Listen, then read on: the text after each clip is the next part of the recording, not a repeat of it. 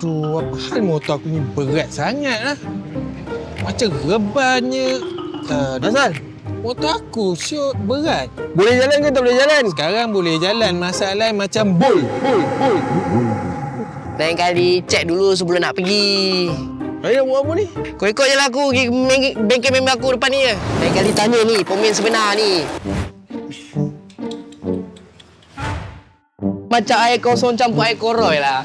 Mana baunya? Kau ambil jap. Aku pergi ambil minyak hitam yang tercakadupnya. Ni memperkenalkan minyak hitam baru Liqui Moly. New Advance Fully Synthetic AFS series punya.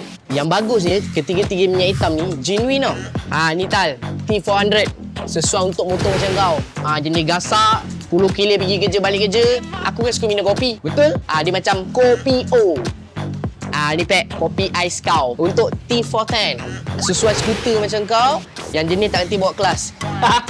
Tak, maksud aku macam ibarat kau pick up kuat lah, tapi dia smooth. Yang kau punya ni? Aku punya mestilah lagi power. Kopi espresso. Kau tengoklah, T420. Macam orang kaya kan? Sebab aku pakai motor besar. Sama rasa, sama rata, power dia macam aku. Cara! Syak, kau settlekan je lah motor ni.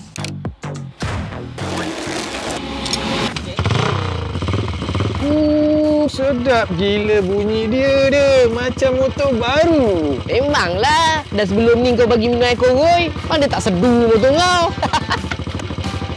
Bawa aku pergi kedai kopi. Jom ikut aku. Aku ada pot baik mah.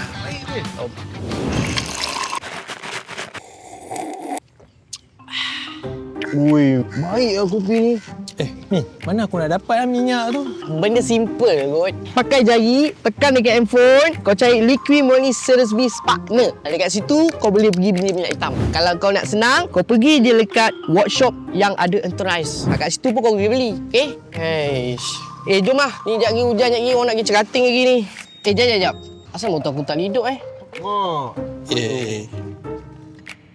Cakap komen yang sebenar. On dulu, bingai.